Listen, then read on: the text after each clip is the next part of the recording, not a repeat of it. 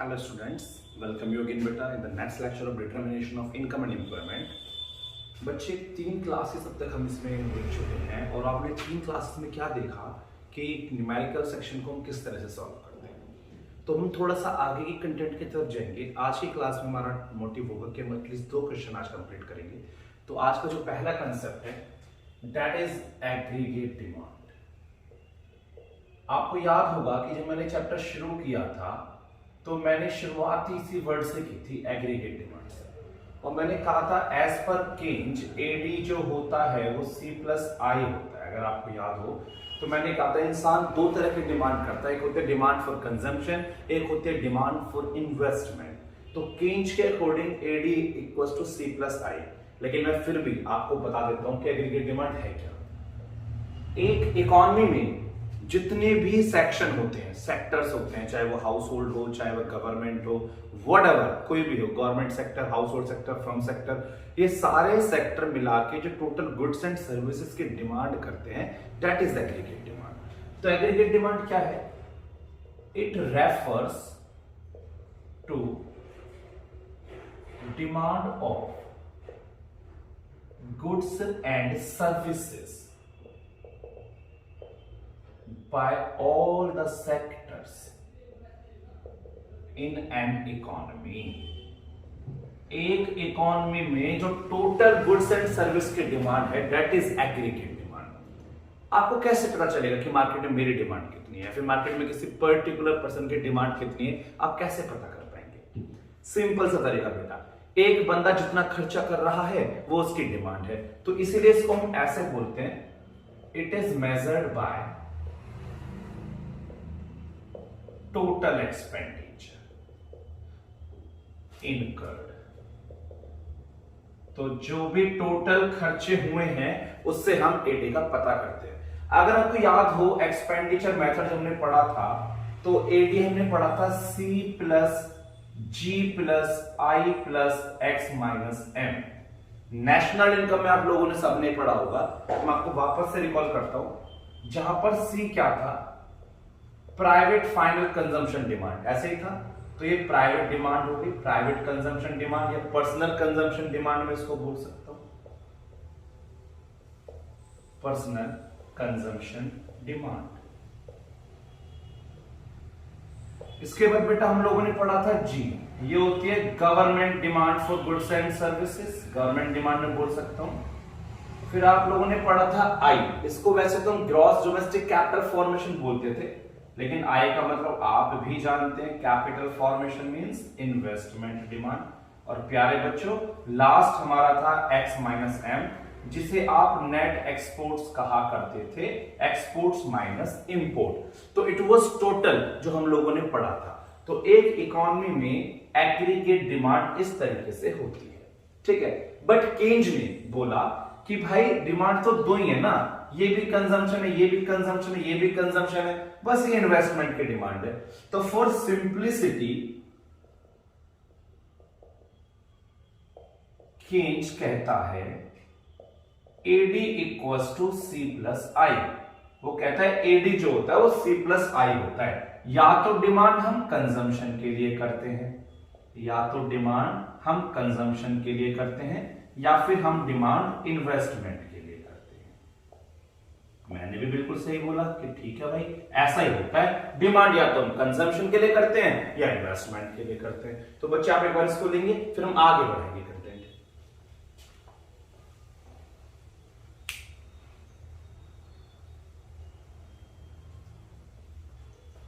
ऐसा ले लेना बच्चे जैसे भी है। अब मैं आगे यहां से फॉरवर्ड करते हैं चीजों को।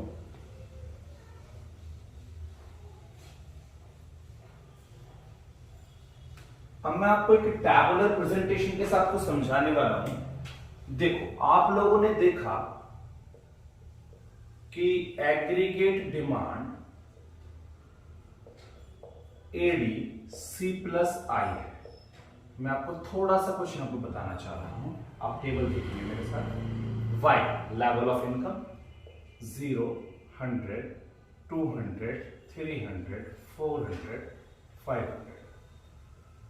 C for consumption आपको पता है ऑटोनॉमस कंजम्पशन होता है जीरो लेवल ऑफ इनकम पर भी, तो मैंने 50 ले लिया। और बहुत इजी डाटा लेता हूं मैं, कोई डाटा ऐसा नहीं, आपको 50-50 बढ़ा लो कोई दिक्कत नहीं है। 50 था, अब 100 ले लो, 150 ले लो, 200, 250, 300। आई फॉर इन्वेस्टमेंट, आप इसे बच्चे 100 ले लो। और डोंट फॉरगेट, केंज कहता है, according to Keynes, according to Keynes, investment in short run remains constant, कि शॉर्ट रन में जो इन्वेस्टमेंट होती हैं वो कांस्टेंट होती हैं। शॉर्ट रन में हमारे पास इनफ टाइम नहीं होता कि हम चीजों को बदल सके, तो शॉर्ट रन में इन्वेस्टमेंट को आप कांस्टेंट मानिए। फिर आपका एडी क्या होता है वो तो आपको ही पता है सर, C+I होता है। मैंने कहा ओके, 150 बोल दूं मैं, यहाँ पर 200 बोल देता हूं, यहाँ पर 250, 300, 350, 400। मैं आपको वर्बली बताया, तो जब उसका फिगर बनाएंगे ना बेटा, तो ये कुछ ऐसा बन के आएगा। ये होगा आई आपका इन्वेस्टमेंट, ये आपका चलेगा C कंजम्पशन, और ये आपका चलेगा AD C+I। ये मैंने फ्री हैंड बना दिया, अब मैं डाटा लेके भी बना रहा हूं इस चीज को। देखिए प्लीज, यहां मैंने दिखानी है income, that is aggregate supply या आउटपुट।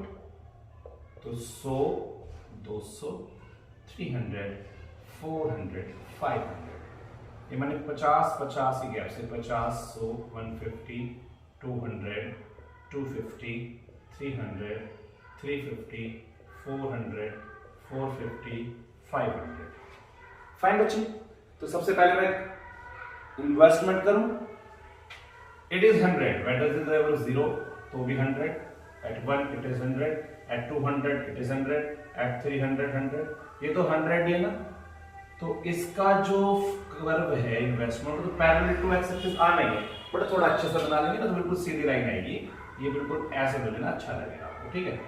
तो इन्वेस्टमेंट मैंने बना दिया बिल्कुल ऐसा सीधा। अब आप कंजम्पशन 0 पर 50,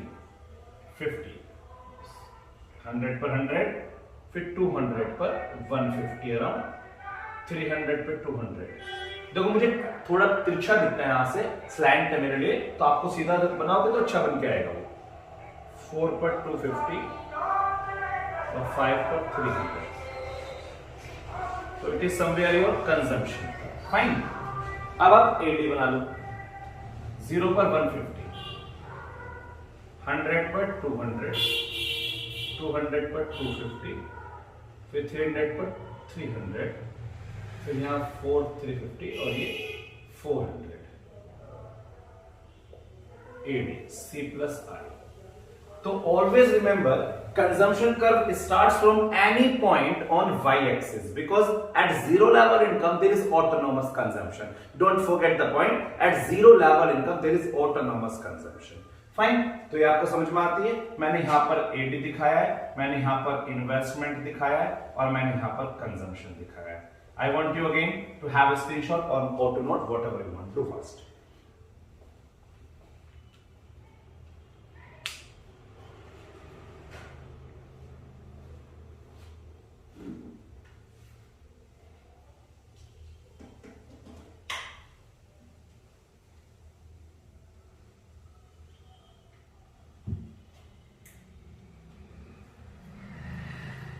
तो it was the first concept of day बेटा। अब लास्ट आज का एक और बस हम छोटा सा कंटेंट करेंगे, क्योंकि आपको पता है मैं बहुत बड़े लेक्चर रिकॉर्ड नहीं करता हूं। It is just of 15 to 20 minutes is enough to get interaction with.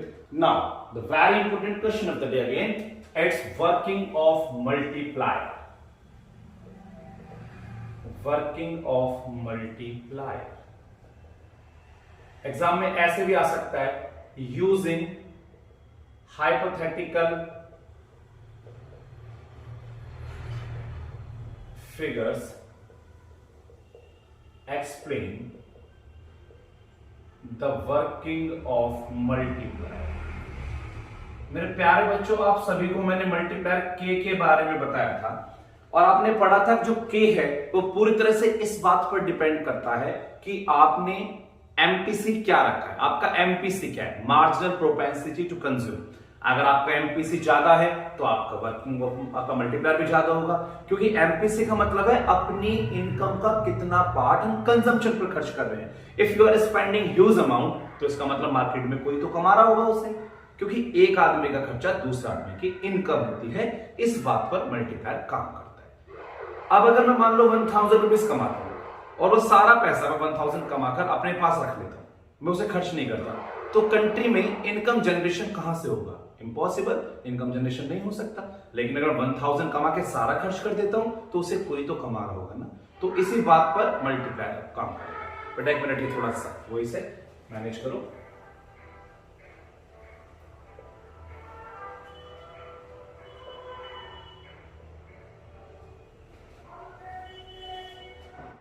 तो पहला राउंड एक बनेगा हमारा, दूसरा कॉलम चेंज इन इन्वेस्टमेंट, जिसे मैं डेल्टा आई बोलूंगा। एक कॉलम बनेगा चेंज इन इनकम, जिसे हम डेल्टा वाई बोलेंगे बेटा। एक कॉलम बनेगा चेंज इन कंजम्पशन, जिसे हम डेल्टा सी बोलेंगे। वैसे डेल्टा सी किससे निकलेगा? एमपीसी इंटू डेल्टा वाई, क्योंकि आप लोगों ने पढ़ा है एमपीसी का। और एक होता है चेंज इन सेविंग्स, जिसे आप डेल्टा एस बोलेंगे। ठीक है, तो मैं आपके साथ एक छोटी सी बात लिखूंगा पहले। Value of multiplier depends upon MPC, पता है? Suppose in an economy, additional investment of rupees 1000 crore is made। एक इकॉनमी में 1000 करोड़ की एडिशनल इन्वेस्टमेंट की गई। Also MPC is 0.8। मैंने साथ में यह भी मान लिया कि एमपीसी 0.8 है, यानी जितनी भी मेरी इनकम बढ़ती है उसका 80% में कंजम्पशन पर स्पेंड करता हूं। तो अब देखो कैसे काम करते हैं। राउंड 1 में आपने कितना इन्वेस्ट किया? 1000 करोड़। मैं मार्केट में आया और मैंने मार्केट में आके 1000 करोड़ स्पेंड कर दिया। किसी को तो दिया होगा ना, किसी के हाथ में तो ये पैसा गया होगा। तो इससे इनकम जनरेशन 1000 करोड़ होगा या नहीं होगा? It's very simple, 1000। अब क्योंकि एमपीसी 0.8 है तो इस बात का मतलब क्या है? इस 1000 में से 800 तो मैं स्पेंड करूंगा। भाई एमपीसी 0.8 है तो दैट मींस जो भी मेरी इनकम बढ़ती है उसका 80% मैं कंजम्पशन पर स्पेंड करता हूं। That is very simple. अगर 1000 में से 800 स्पेंड कर दिया तो मेरा 200 बच गया। Now it is clear? Yes sir. अब ये 800 जो आपने खर्च किया है ये किसी ने तो कमाया होगा। राउंड 2 में किसी ने तो कमाया होगा। अब फिर से 800 का 0.8 640 स्पेंड हो गया, तो 800 में 640 स्पेंड हो गया तो कितना बचा? 160 चेंज इन सेविंग। फिर बच्चे ये भी तो किसी ने कमाया होगा राउंड 3 में 640, और 640 का 0.8 अगर खर्च कर दिया तो 512, तो कितना बचा? 128। अगेन ये भी किसी ने कमाया होगा राउंड 4 में। तो सर क्या ऐसे हम करते ही रहेंगे? मैंने कहा बेटा बिल्कुल नहीं करेंगे। तो कितना आ गया? 409.6 और 102.4। कैलकुलेशन देख लेना, बस यही आएगा। डन। सर क्या करें अब? बेटा क्लोज कर दो, क्लोज कर दो। ये डेल्टा आई तो आपने 1000 ही किया था। सर डेल्टा वाई कितना हो जाएगा? मैं कह रहा हूं बेटा 5000। सर आपको कैसे पता 5000 हो जाएगा? मैं अभी आपको ही बता दूंगा, आपको भी पता है 5000 नहीं आएगा। सर डेल्टा सी मैं कह रहा हूं बेटा 4000। कह रहे सर ये तुम पता कर रहे 5000 में 0.8 से आप मल्टीप्लाई कर रहे होंगे। मैंने कहा बिल्कुल सही बात है। और डेल्टा एस अगर 5 में से 4 खर्च हो गए तो 1000 करोड़ बच गए। अदरवाइज आई के इक्वली तो होता है एस। सर ये तो बात ठीक है, ये भी ठीक है, ये बता दो बस ये बेटा कैसे आया होगा?